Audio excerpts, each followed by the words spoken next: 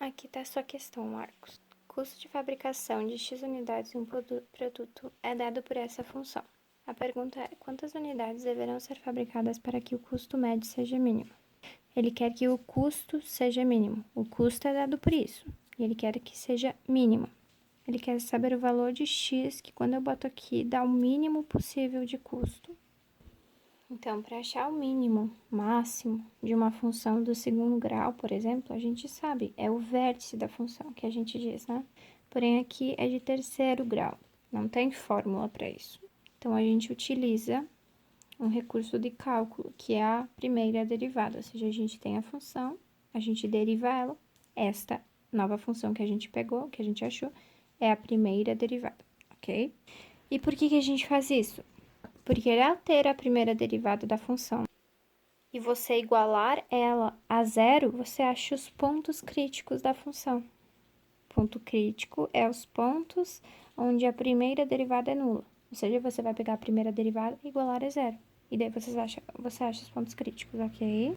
E por que isso? Porque os pontos críticos vão ser classificados como ponto de máximo, de mínimo ou de inflexão. E o de mínimo é o que a gente está procurando lá. Então, vamos fazer isso. Vamos pegar a nossa função e derivá-la. Então, a gente vai derivar os dois lados, ou seja, aplicando a derivada aqui, é uma linha, tá? É o que representa a derivada. Então, aplicando a derivada desse lado, vai ficar tudo dentro da derivada, entendeu? Propriedade. A derivada da soma ou subtrações de funções é a soma ou subtrações das derivadas, ou seja, a gente vai derivar cada parte separadamente, cada funçãozinha. Deriva a primeira menos deriva a segunda mais deriva a terceira. É como se a gente tivesse distribuído a linha para cada uma parte, tá? Mais uma propriedade. Se nós temos uma constante que está multiplicando uma função, constante que está multiplicando uma função, um número, tá?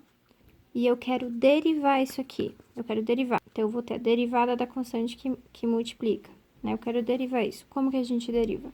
A propriedade diz, simplesmente pega essa constante que está multiplicando e passa ela para fora. Então, isso aqui vai ficar k vezes deriva só a função. É isso que a propriedade diz, ok? Então, aqui você pode perceber que o 3 está multiplicando a funçãozinha x na 3, né? Como o 3 é um número, uma constante que ele está multiplicando, eu posso passar para fora da derivada. Não tem regra para ele, não tem como derivar a constante que multiplica. Então, passamos para fora. Da mesma forma que o 441 está multiplicando. É uma constante que está multiplicando, podemos passar para fora. Vai ficar 3 vezes e fica só essa aqui derivando, tá? 441 e fica só o x derivando. Passei para fora esse número. Mais... Ó, esse aqui não cai nesse caso. Não cai nesse caso. Por quê? Porque é só um número. Ele não está multiplicando uma função. É simplesmente uma constante. E a derivada da constante é uma regra. Se você tem uma constante k, e você quer a derivada dessa constante, a derivada, por regra, é zero. Sempre, qualquer número. Pode ser 2.189, 185. A derivada disso aqui vai ser zero, tá? Porque é apenas um número. Quando está multiplicando, passamos para fora. Então, a derivada de 192 é zero. E agora, nós temos que derivar essa aqui e essa aqui. Como que nós derivamos isso? Pela regra da derivada da potência. Se nós temos uma potência x elevado num expoente n, e nós queremos derivar isso aqui vai nos dar. Ou seja, derivando isso, a gente faz assim. A gente abaixa o n, mas finge que ele tá lá, tá? Ao mesmo tempo. Copia o n, passa ele pra frente e deixa ele lá ao mesmo tempo. Então, vai passar o n pra frente e vai multiplicar por isso aqui, elevado na n ainda, e tira um do expoente. Então, se eu tenho x ao cubo, eu quero derivar isso. Aqui nesse caso, ó, x elevado na 3, eu quero derivar isso. Eu simplesmente pego o 3, passo pra frente, mas ainda deixo o 3 lá em cima, tá? Eu copio o 3, passo um pra frente e fica lá em cima. E tiro uma unidade. Não, de novo. X a 2. Eu quero derivar isso. Passo 2 pra frente e deixo ele ainda lá, tá? Copio o x no 2 e tiro uma unidade do expoente. Logo aqui, a gente vai ficar com 3 vezes. Isso aqui como é que fica? Passa o 3 pra frente e tira uma unidade do expoente. Aqui, x que não tem expoente, que tá invisível, é 1, né? Quando não aparece. Como é que faz? Passa pra frente, mas ainda deixa ele lá. E tira uma unidade do expoente. Vai ficar 1 menos a unidade. 1 menos 1 dá 0. Concorda? Mais 0 aqui não faz diferença, né? 3 vezes 3, 9. Qualquer número elevado na zero, a regrinha de potência, né? Qualquer número elevado na zero dá 1, né? Esse número elevado na zero também vai dar 1, porque é a regra. Então, isso aqui deu 1, ficou menos 441 vezes 1 vezes 1. Então, deu menos 441. Logo, a derivada dessa função, ó, a derivada primeira derivada é essa. Para encontrar os pontos críticos, que depois a gente vai considerar como máximo ou mínimo, nós temos que pegar essa primeira derivada e igualar ela a zero. Ó. Tem que ser nula. Então, vamos igualá-la a zero. Iguala a primeira derivada a zero. E agora basta resolver essa continha aqui, ó. Tem que fazer essa funçãozinha igual a zero. Aqui a gente tem uma equação de segundo grau incompleta, né? Então, a gente, em vez de ficar fazendo Bhaskara, a gente pode simplesmente passar esse número para lá, né? Aqui está menos 441. Passando para o outro lado da equação, com a operação inversa, vai ficar 441 positivo. O 9 está multiplicando, né? Como eu quero apenas o x ao quadrado, eu vou ter que tirar esse 9 daqui. Se ele está multiplicando, eu passo ele para o outro lado da equação com a operação inversa. Então, a operação inversa é a divisão, né? X ao quadrado vai ser o 441. Passei dividindo, ficou assim. 441 dividido por 9 nos dá 49, certo? Aqui também, eu quero x, mas eu tenho x ao quadrado, eu tenho que eliminar essa potência. A regrinha, né, que a gente inventou, o macete que diz, né, quando é potência, a gente passa para o outro lado com a operação inversa. Se é potência, a operação inversa é a radiciação, raiz, né?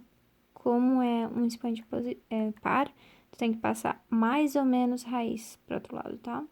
Então, aqui vai ser assim, ó. X vai ser, passa para o outro lado como mais ou menos raiz quadrada. Se fosse x ao cubo igual a qualquer coisa, tu ia passar para lá raiz cúbica dessa qualquer coisa, tá? Mas como é par, tem que botar mais ou menos na frente. Raiz cúbica daquele número. Acredito que isso tu sabe, né? Mais ou menos. Raiz quadrada de 49 é 7, né? O que significa isso? A gente pegou a derivada e igualou a zero. Ou seja, a gente estava procurando os valores de x, que ao serem colocados nessa primeira derivada, ela dava zero. Os valores de x que fazem isso é o mais 7 e o menos 7. Os valores de x que faziam a primeira derivada ser igual a zero, ser nula, são chamados de pontos críticos. Então, achamos os pontos críticos, concorda? E o foco, então, é determinar se esses dois pontos críticos que nós achamos é de máximo ou de mínimo. Para isso, tem 2 testes, tá? O teste da primeira derivada ou o teste da segunda derivada. Eu não vou explicar do de primeira derivada, tá? Demora bastante. Vou fazer da segunda derivada, porque ele estava citando isso no enunciado da questão.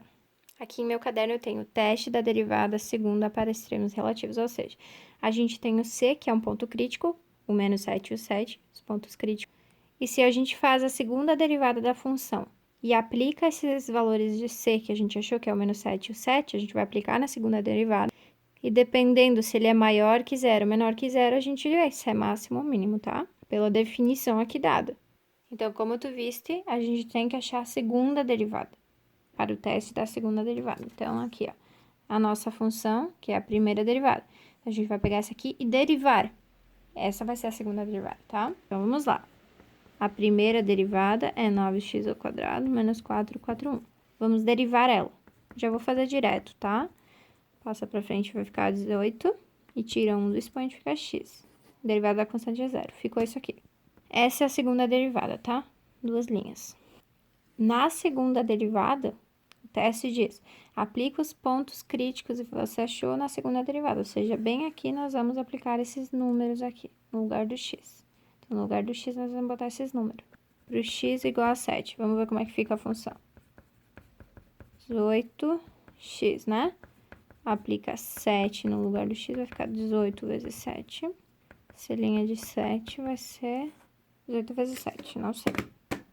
1, 2, meia, tá? Agora pro outro ponto crítico achado, que é o menos 7. 18x, aplica menos 7 no x, então vai ficar 18 vezes o x que eu tô usando agora, né? Que é menos 7. Se é duas linhas de menos 7, vai ser menos 126, né? Eu quero que tu analise. Esse número aqui, 126, ele é maior que zero, né? Ele vem depois do zero, né? Aqui tá o zero. Pra cá tem números negativos, pra cá positivos. Então, aqui 1, 2, lá pro fundão tem o 126. Então, ele está depois que o zero. Ou seja, 126 é um número maior que zero. A gente escreve assim. Então, a gente tem que isso aqui deu um número maior que zero. Menos 126 é um número negativo, então está antes do zero. Aqui tem o menos 1, menos 4, e lá pro fundão esse menos 126, tá? Então, esse número menos 126 é um número menor que zero, antes do zero. Então, a gente escreve isso como menos 126 é menor que o zero, tá? Então, essa resposta deu menor que zero. Vamos analisar o que o teste da segunda derivada diz. Se, ao aplicar o ponto crítico na segunda derivada, ele der menor que zero, então C vai ser um ponto de máximo relativo. Olha, ao aplicar o ponto crítico na segunda derivada, o valor deu menor que zero. O valor deu menor que zero. Então, esse C, esse menos 7, ele é o quê? Ponto de máximo relativo. Achamos, ponto de máximo. Tá, e esse aqui, ó. Olha, quando eu pego um ponto crítico, aplico na segunda derivada e ele der maior que zero, então a gente considera que o C vai ser ponto de mínimo relativo dessa função. Ó, eu peguei o ponto crítico 7, apliquei na segunda derivada e o valor deu um número maior que zero. Deu um número maior que zero. Então, esse valor vai ser, esse número, ele vai ser um ponto de mínimo, tá? Mínimo relativo, tá? Então, é isso mesmo, é sempre o contrário. Se essa resposta deu menor que zero, então isso aqui vai ser ponto de máximo. Se essa resposta der maior que zero, esse daqui vai ser ponto de mínimo, ok? É o teste da segunda derivada. Bom, e o que a pergunta dizia? O custo médio seja mínimo. Para essa função, o custo médio seria achar o valor que faz ela ser mínima. O ponto de mínimo é esse aqui, ó, 7. Lembra os pontos críticos que a gente achou? X igual a 7, x igual a menos 7. A gente tá tentando considerar eles, tentando dar um nome para eles. Então, a gente acabou de dizer, ó, o 7 ele vai ser um ponto de mínimo. Mínimo, e o outro a gente achou que era máximo, tá? Quem a gente queria era o mínimo. E o mínimo aqui é o 7. Então, tu pode dizer lá que a resposta, na verdade, não é x igual a 7, né? A resposta vai ser assim, ó. Quantas unidades deverão ser fabricadas para que o custo... Então, deverão ser fabricadas, tá? Se tu quiser responder certinho, fabricadas 7 unidades, ou x igual a 7 unidades, para que o custo médio Cx, que eu vou botar x igual a 7, né? Cx seja mínimo, ok? É isso. Poderíamos descobrir isso do x ser, do 7 ser o ponto de mínimo fazendo o teste da primeira derivada. Isso aqui demora um pouquinho para explicar, porque nós vamos ter que fatorar isso aqui e fazer o estudo do sinal. Eu não tava muito afim de fazer porque demora um pouquinho para explicar. Então, essa aqui é mais simples. E como eu havia no enunciado falando sobre isso, daí eu decidi fazer assim, certo? Espero que tenha entendido. Eu já vou fazer essa questãozinha aqui. Um móvel se desloca de acordo com a função horária essa dada, sendo S de t, S em metros, e t em segundos, né? T o tempo. Qual a sua velocidade em metros por segundo? Não sei se tu sabes, mas quando a gente tem uma função de deslocamento de uma partícula, de um corpo, ao derivar essa função, nós vamos ter exatamente a velocidade dessa função, tá? Isso aí é o estudo, tá? Então, se você tem a função de deslocamento de uma partícula, de um corpo, de um carro, se você deriva ela, você vai achar exatamente a velocidade, a função velocidade desse corpo, tá? Assim como se você pegar a velocidade do tempo, a função velocidade desse corpo e derivar ela, você vai ter a função aceleração, tá? Isso aí é a relação que a gente achou com a física, beleza? Então, aqui, ó, a gente tem a função horária de deslocamento e ele quer saber a velocidade. Então, é simplesmente pegar essa função e derivá-la, ok? Então, nós temos a função s de t igual a 20 mais 15t. Vamos derivá-lo, ou seja, vamos fazer a s' de t. Então, a gente vai derivar aquela parte também, né? Aplica a derivada. Derivada da soma é a soma das derivadas. Então, vamos derivar essa partezinha. Claro, eu tô fazendo aqui passo a passo para te entender como eu tô fazendo, mas poderia fazer direto, ok? Lembra como que faz? A derivada da constante sozinha é zero. Constante que tá multiplicando pode passar para fora, né? Não tem regrinha para ela derivar, né?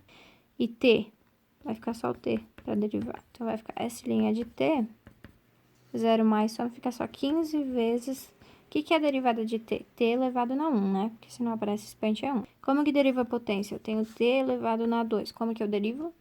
Eu copio esse 2, então eu vou passar pra frente, mas eu deixo ele lá ao mesmo tempo. Então, vai ficar assim. Passa pra frente, fica 2. E ele ainda tá lá. Então, tira uma unidade expoente, vai ficar 2 menos 1, 2t na 1, tá? Tá? Então, passa pra frente 1 e tira uma unidade expoente. Ficou 0. T elevado na 0 é 1. 15 vezes 1 vezes 1 vai dar 15. Lembra o que acabou de te dizer?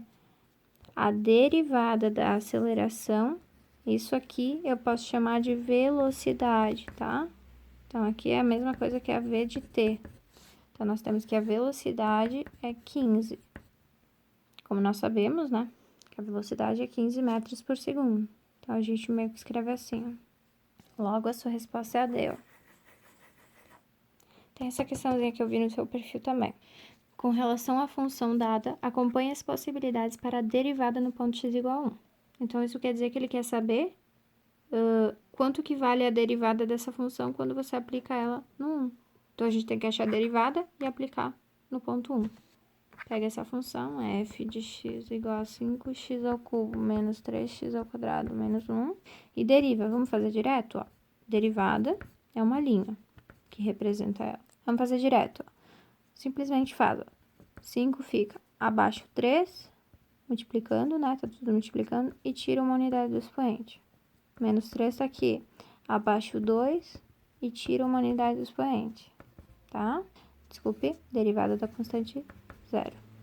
Então, f' de x vai ser 3 e 5, 15x ao quadrado, 6x, né? Porque x não é x, mais 0, some.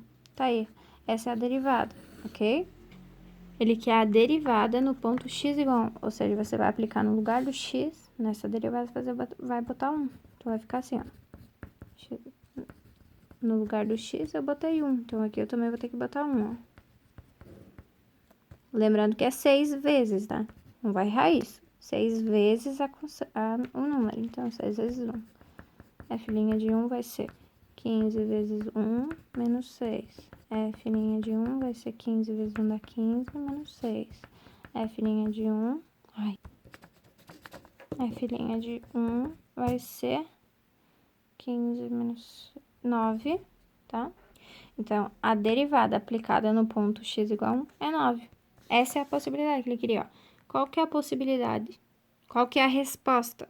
Quando você pega a derivada e aplica no x igual a 1. É 9. Essa aqui. Então, aqui nas alternativas que você vai botar, é a segunda que está correta. Então, é somente a segunda está correta. É a letra B, a resposta, ok? Espero que tenha entendido.